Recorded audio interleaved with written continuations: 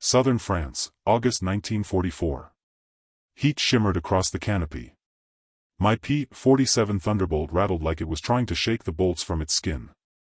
Every dial trembled.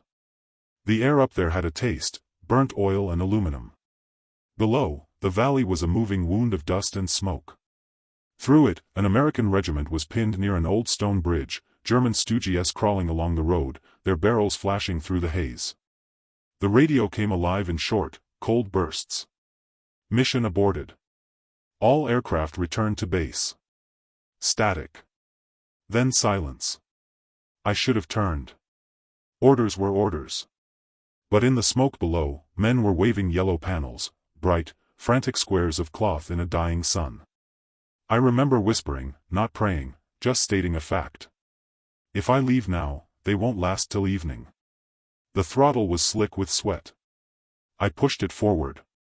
The nose dipped. The world rose fast. The engine howled, and the sky bent into a scream of light and metal. Why I disobeyed that order, that came later. Toulon Sector, Southern France, 12th Tactical Air Force. That month the briefings were colder than the mornings. Official doctrine fit on one slide and into every head: no low-altitude strikes without authorization, fighters to observe, photograph, report, ordnance released only on confirmed targets approved through the chain, controller, group, wing. We flew with cameras under the belly and bombs we weren't supposed to drop. The rule gave control. It also removed a man from his own conscience. On paper the front was immaculate, blue grease pencil arrows, tidy phase lines, unit blocks like chess pieces. The S2 said resistance was light to moderate. The G3 circled bridges, listed priorities. South of Draguignan they marked vineyards in green, woods in brown, and roads in neat double lines. But the ground had its own cartography: glare off slate rock, dust that hid entire companies, ravines that swallowed radio signals, and tanks that moved between map updates like wolves between fences. We worked out of pierced steel planking, tents flapping, the smell of avgas in every seam of the canvas. My Thunderbolt sat heavy on its mains, the R-2800 coughing at start, then settling into that thick radial beat that made your ribs buzz. We carried VHF SCR 522 sets for the air net, listened for a controller who might be 40 miles away with a clipboard and a strict ladder of permissions. The infantry below had SCR 300s, voices thinned by terrain, sometimes relayed through a jeep nobody could find when it mattered. The briefed altitude block kept us safe from small-caliber flak. It also kept us blind. From 10,000 feet a German Stooge looked like a beetle, from 2,000 I could read the weld seams on the casemate. Headquarters preferred the beetle. They could annotate beetles. Down on the valley floors, 20mm cannons stitched white sparks along terraces, and convoy smoke lay flat as a sheet. I learned to count seconds between bursts, to feel the pull of wind along the Rhone and Durance, to smell cordite even inside the mask. Clearance was a ritual. Spot armor, call the grid, wait for the controller, wait while he reached the artillery, wait while artillery declined, wait while someone higher decided the bridge mattered tomorrow more than the men under it today. The safest word in the theater was stand by. Stand by meant later. Later meant bodies. Operation Dragoon made the maps look confident, arrows sweeping inland from the beaches, Toulon and Marseille boxed for capture. We were told the German retreat would be orderly only in theory. In practice it was claws and teeth. Columns hid under plane trees, crews parked hull down in quarries, fuel bozers tucked behind chapel walls. A vineyard lane could hold a battalion. A dry creek could hold a grave. I flew armed reconnaissance that week, 2 500-pounders, 10.50s, and a camera that never ran out of film when the sky was empty and always jammed when the world caught fire. The group commander said, "Bring back pictures." The sergeants refueled us hot, stacked ammo cans like bricks. The line chief would tap my cowling twice, his private benediction, and step back into the sun. I kept a small notebook in my thigh pocket. Not a diary, a ledger. Wind direction at different valleys. Which bridges sat lower than the road? Which villages fed smoke upward in the afternoon and masked approach paths? Which German units favored decoy fires? None of it contradicted doctrine. All of it made doctrine insufficient. There was a phrase in the briefing hut, we *P*NS tight and less fragged. Another floated in the tents at night, quiet, traded between men who had seen what waiting did, use your eyes. Between the two hung the weight we carried to altitude. I understood the reason for control, friendly fire, panic, the thousand ways a pilot could make a small war bigger. I also understood the way a yellow signal panel looked when the sun hit it, and the way a voice sounded when the ridge behind it began to walk forward on steel tracks. Maps kept the war clean. Valleys kept it honest. Before the war, I was just a mechanic's son from Oklahoma, flat land, long skies, and engines that coughed dust. My father, Hank Reed, kept a one-bay garage off Route 66. He'd spend whole afternoons listening to carburetors the way some men listen to sermons. Every engine's alive if you listen to how it breathes, he told me once, bending over a Plymouth crankcase. I believed him. The rhythm of metal made more sense than people ever did. My mother, Ellen, taught arithmetic in a single-room schoolhouse. Her handwriting was neat, the kind that could steady a page even when the desk shook from passing trucks. She wrote to me later, when I joined up, "Don't try to be a hero, just come home."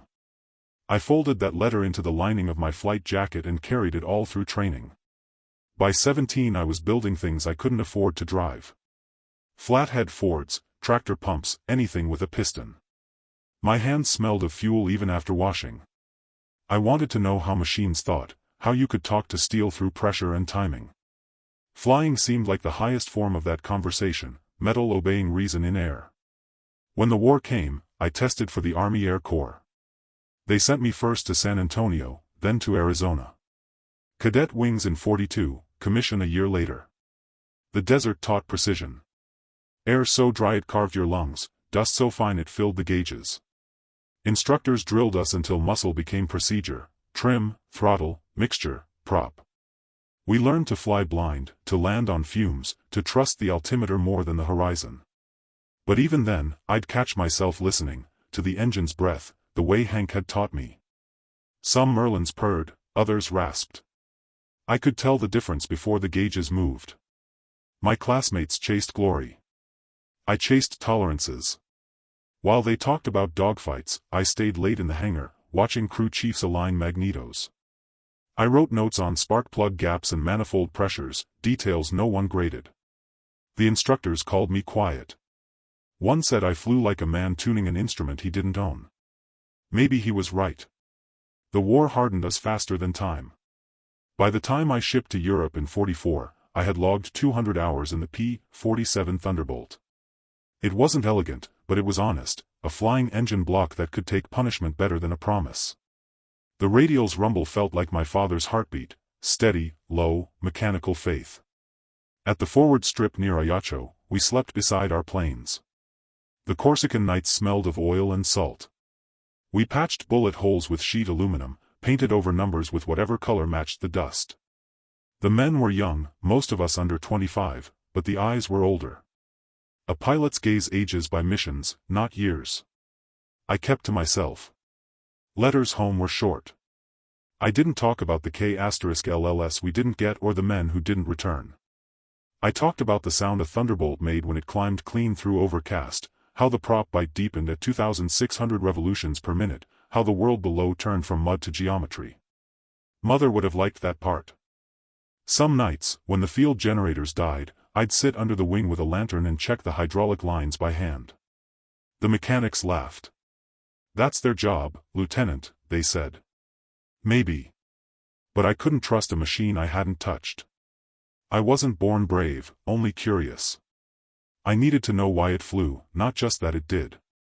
The others called me careful, but inside I felt the opposite. Every rule looked like a test of logic: follow until it fails, then fix it. War, to me, was a massive broken system waiting for someone to trace the fault line. Before dawn flights, I'd stand by the tailplane and watch the horizon bleach from black to iron gray. The air carried both promise and penalty. I'd think of Hank's hands, rough as valve springs, and of Ellen's letter folded in my jacket. Between them was everything I understood about duty, precision from one, mercy from the other. By the summer of 44, that mix had shaped me into something the manuals didn't describe: a pilot who trusted numbers but obeyed instinct. The kind who measured risk like torque, apply until it turns, stop before it breaks. I didn't know it then, but that balance would decide more than my own life before the month was out. The first time I understood that the war on paper and the war in the air were not the same conflict was over the Rhone Valley.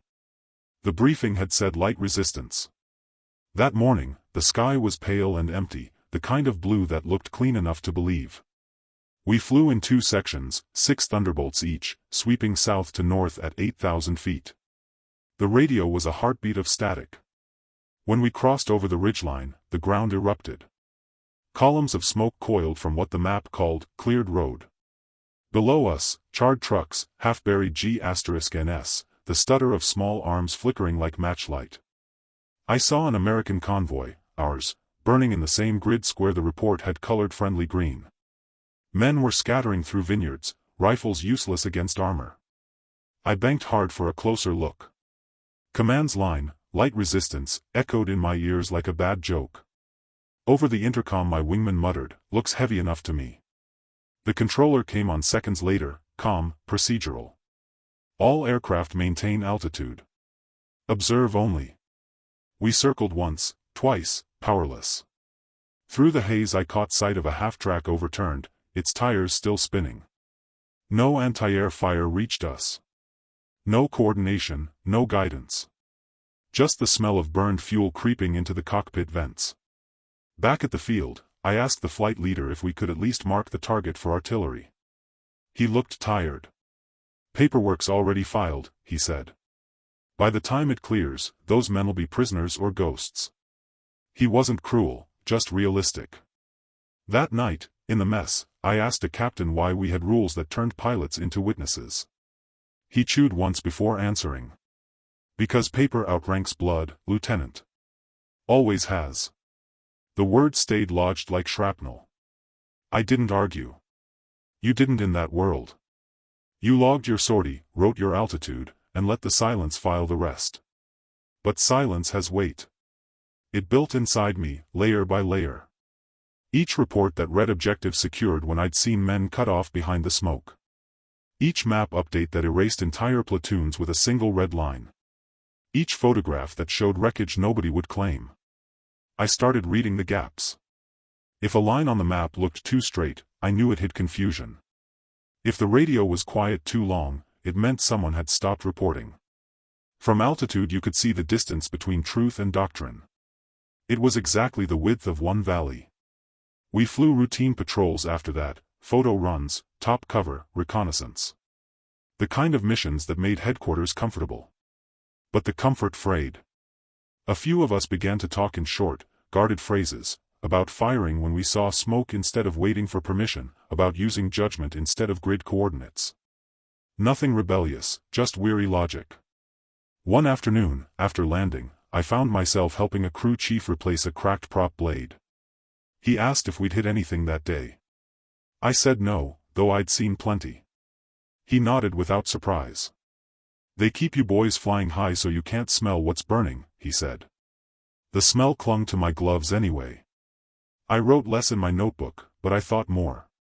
Rules make sense until they meet the ground. Then they start to fold. The system was stalling under its own procedures, like an engine running too rich, too much control, not enough air. Sometimes, lying in my cot, I'd hear distant shelling from the front and picture the men below, waiting for help that might be orbiting uselessly overhead. I'd tell myself it wasn't my call. Orders kept us alive, they said. Still, the question kept turning, what good is survival if you never arrive in time to matter? By the end of July, the answer was beginning to take shape. I couldn't name it yet, but it felt like something loosening, a bolt turning half a degree inside the machine. One day, that slack would demand to be used. August 3, 1944. The sun rose hard over the Durance Valley, flattening every color into glare. We were 4 ships running a recon sweep along the river, the air thin and steady. The radio chatter was routine until it wasn't. A voice cut through the static, hoarse, breathless, broken by G** fire. This is Baker 2. We're pinned at the bridge. Artillery, God, help us. Then nothing but the hiss of carrier noise. I knew the voice. Mikey Barnes, a field radio man from the 36th Infantry. We'd shared coffee 2 weeks earlier when I'd ferried supplies to their forward strip, his laughter brighter than the bulb over the tent. He had told me his unit was moving east, toward the Durance crossings. Now he was somewhere beneath us, under fire, waiting for a reply that would never come through channels. Our flight leader's tone stayed clipped. All flights, maintain course. No engagement. Orders are clear. He turned us west, back toward base. I hesitated on the stick. Below, the valley curved into a canyon, smoke pillars leaning in the wind. Through the breaks I saw movement, American helmets glinting, small against the dust. Stu-GS on the opposite slope, low silhouette spitting fire. The bridge they clung to was old stone, narrow, the kind that would collapse under its own echo if struck right. My fuel gauge read half. The altimeter needle trembled. Logic said follow the formation, report coordinates, let someone else decide. But the radio was dying, the signal bleeding into static. No artillery battery could range that canyon in time. No air controller even knew they were still there. I throttled back, falling a few hundred feet. The others kept climbing. The leader's voice barked again. Read, confirm position. You're off course. I clicked the mic once, no words. Static answered for me. The valley widened beneath the nose. The smoke grew thicker, blue-gray with the smell of burning oil. I could see tracer fire curling upward like insects in sunlight. I felt it before I thought it, that pull between the written rule and the unwritten one. The manual said altitude and caution. Conscience said otherwise. I remembered something my father had said when I was 16, tuning a misfiring engine. If it's going to break, let it break doing its job. The Thunderbolt was built to take punishment, men weren't. I nosed down a fraction more, close enough now to see the flashes along the riverbank. A shell burst near the bridge, white dust cascading into the gorge. Through it, faint but deliberate, 3 yellow panels waved, signal cloths. Alive. Waiting. I could have climbed. I could have convinced myself the message hadn't been meant for me. But I knew better. Orders came from men far enough away to measure risk in numbers. Down there, risk had names. Barnes. The infantry he'd spoken for. The formation disappeared west, their contrails thinning. I leveled the wings and stayed. The radio crackled faintly, a fragment of command bleeding through. Mission aborted. Return. The rest drowned under interference. I spoke anyway, voice low beneath the mask. Copy. Returning, soon. The engine note changed as I pushed the throttle forward. The P-47 responded like a weight waking up, tail shuddering as the prop bit into thicker air. I rolled into the canyon mouth, sunlight flicking off the canopy. The altimeter unwound, 5,000, 4, 3. At 2,000 the wind began to buffet, heavy with grit.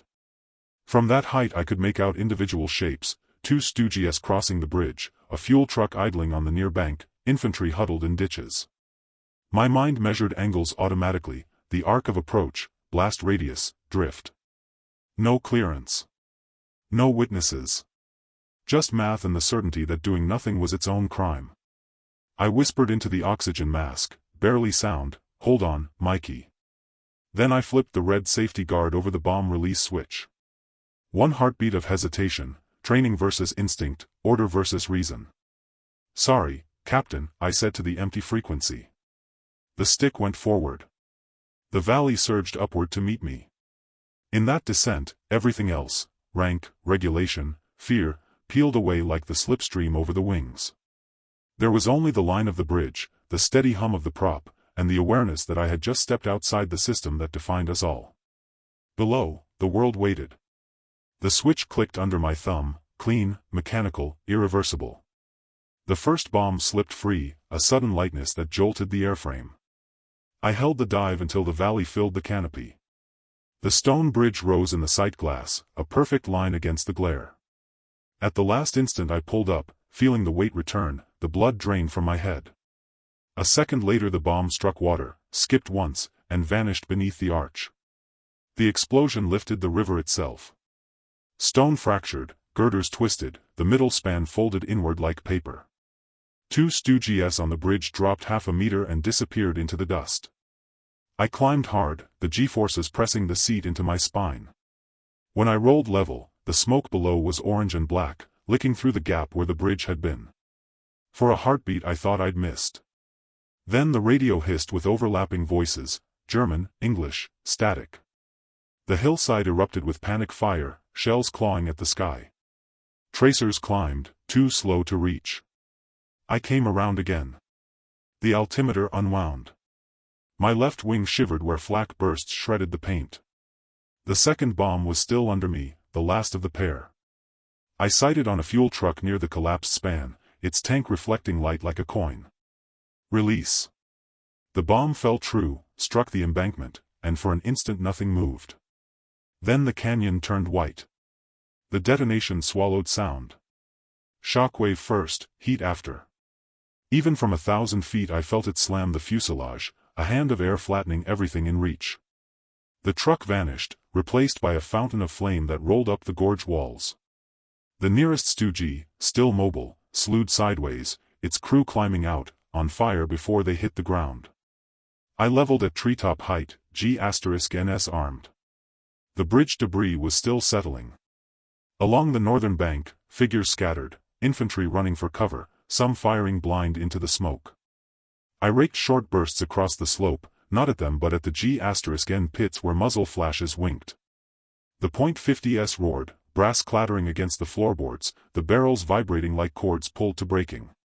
A tracer ricocheted past the canopy. Another burst caught the left wing root. The fuel gauge dipped, trembled, steadied.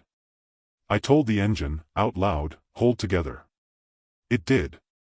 The R-2800 growled with that deep certainty that no prayer could match. The third pass wasn't planned. I saw an American Jeep overturn near the river bend, wheels still spinning, men crawling from the ditch.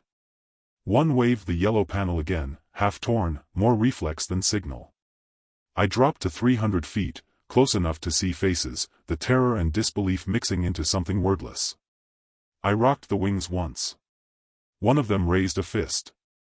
Then the smoke closed over them. Climbing out, I could feel the damage. The left aileron lagged, the gauges quivered in small hysterics.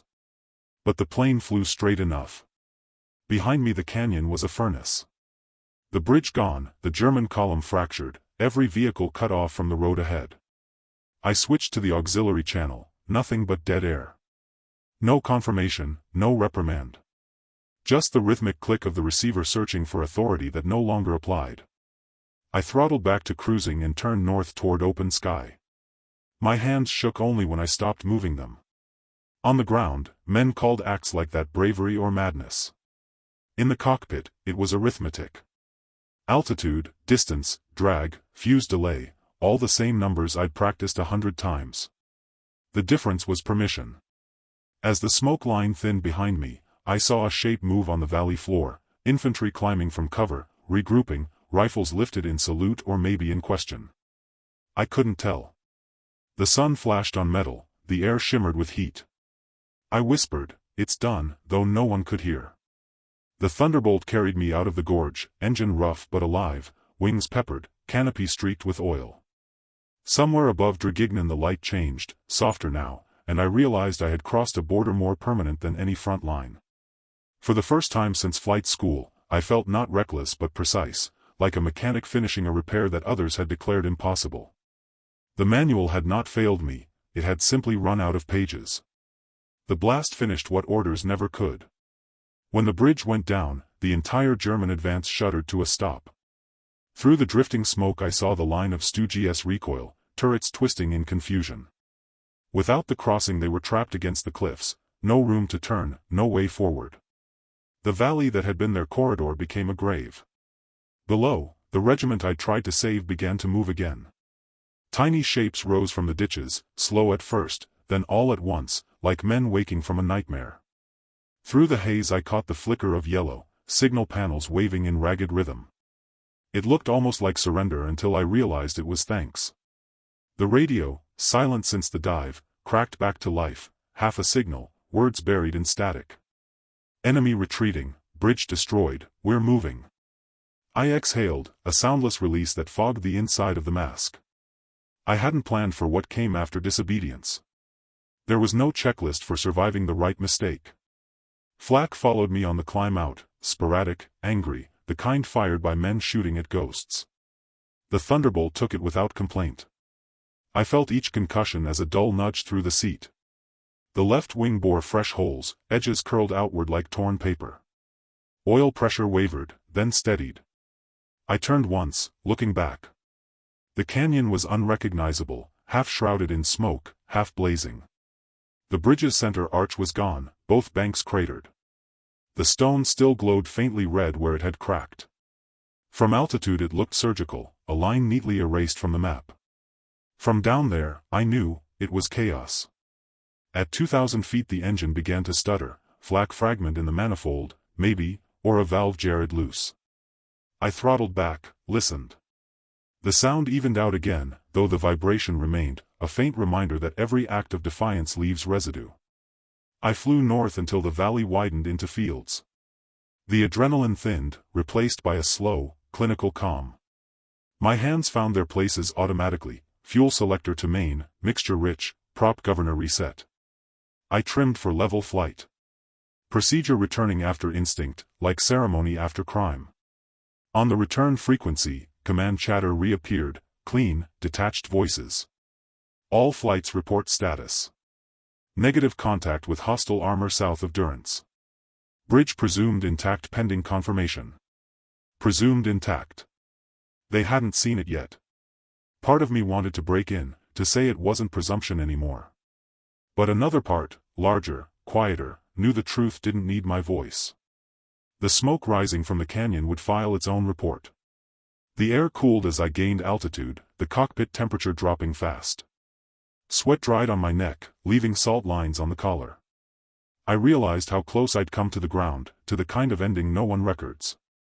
The edge between hero and headline is measured in altitude and luck.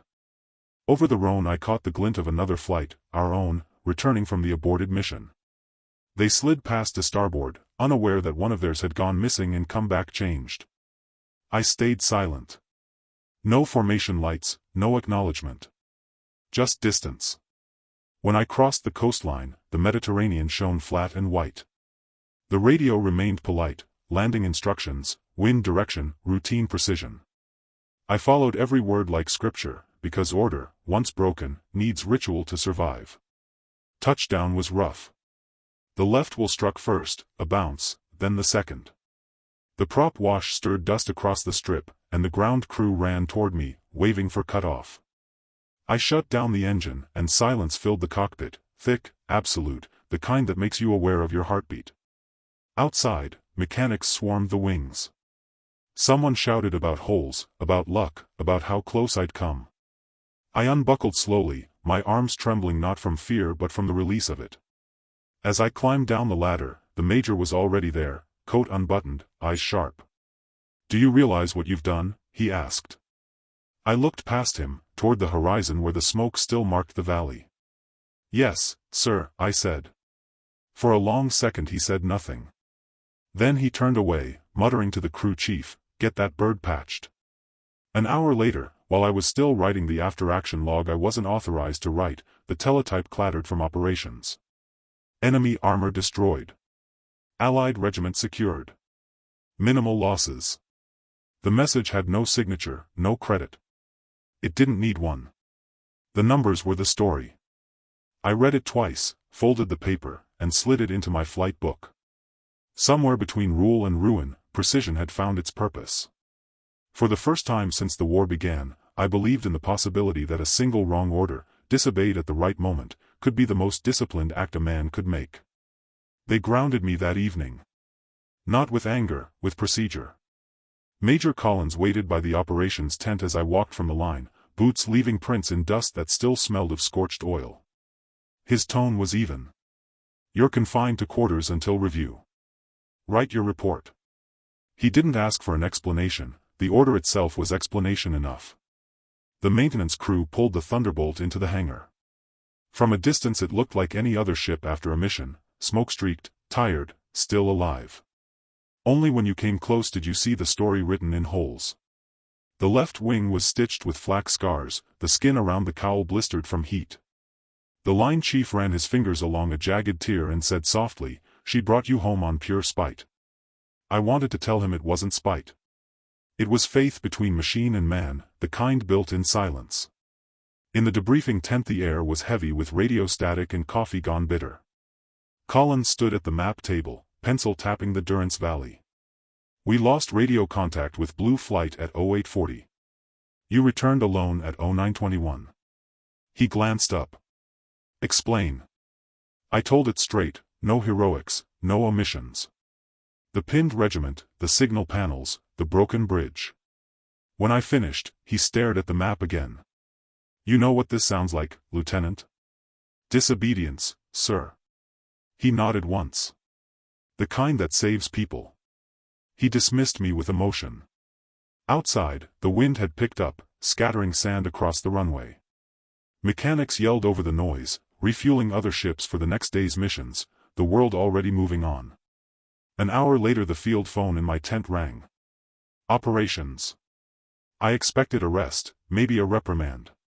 Instead a clerk's voice, thin with surprise, "Message just in from ground liaison, entire regiment saved. Enemy armor neutralized. Minimal friendly losses. They say the pilot is to be commended." Commended. The word felt foreign. I stepped outside. The sky was turning the color of lead, evening closing fast. Collins approached, holding the paper in one hand, a cigarette in the other. He read aloud, "By authority of the 12th Tactical Air Force, Lieutenant Jack Reed to receive Silver Star recommendation.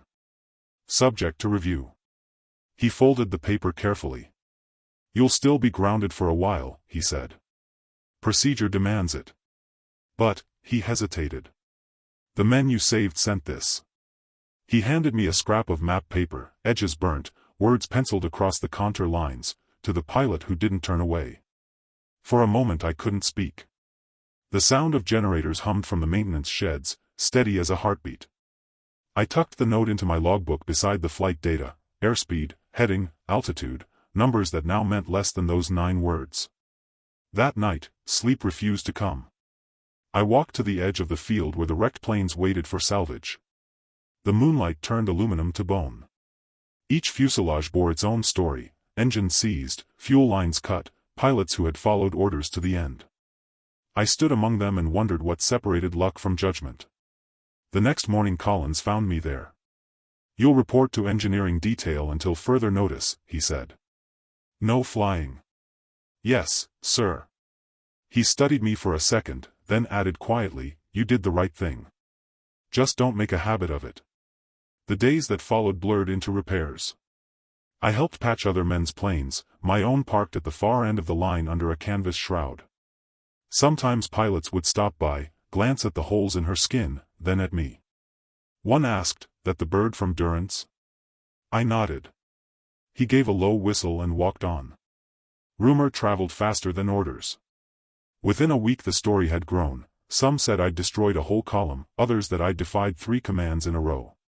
None of it mattered. The regiment was alive. The bridge was gone. The maps had changed. A courier plane brought mail 2 days later. Among the envelopes was one from home, postmarked weeks earlier. My mother's handwriting, steady as ever, "Remember, Jack, machines can be rebuilt. Men cannot." I read it twice and smiled at the irony. The opposite had just proven true. When the commendation finally came through, Collins handed me the citation without ceremony. "You'll wear it," he said, "and you'll keep your mouth shut about the rest." I did both. That evening, as the sun sank behind the hangars, I heard the familiar sound of engines spooling up. Another flight heading east. I watched them lift into the sky, silver shapes against the haze. For the first time I didn't feel envy. Just relief that somewhere down there, a regiment was marching because one pilot had chosen not to wait for permission. In war, justice rarely follows the chain of command. Sometimes it rides the slipstream of a single, unauthorized dive. The story spread the way rumors always did, quietly first, then everywhere at once. At the mess tent they called it air-ground coordination. At the hangars it was Reed's dive. But in the bivouacs, where the mechanics smoked beside their tool crates and the pilots ate from dented tins, they called it something else. Crazy Reed. Not with malice. With a kind of reluctant respect, the way men name a storm after it's passed. Within a week, the tale had traveled beyond our field.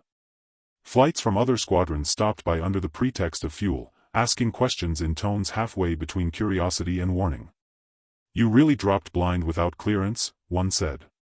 Another, a British pilot from a Spitfire wing, shook his head. "You Yanks always think salvation comes in 50 calibers." I didn't argue. The bridge didn't care about nationality. It cared about timing. Collins kept me grounded, but not idle. I spent mornings in the operations shack, updating mission maps. Every time I traced a new blue line for Allied movement, I saw where the old bridge had been erased, just a gap, penciled over, tagged impassable. Sometimes a clerk would mutter, "Good thing someone handled that sector." He never looked up. Officially, the after-action report listed the event as tactical strike in support of ground forces following visual confirmation. No mention of disobedience. No mention of orders recalled. Just a signature from Collins, and a single added line in his handwriting: "Pilot exercised initiative under adverse conditions." That phrase would appear again, printed neatly on the Silver Star citation that arrived weeks later.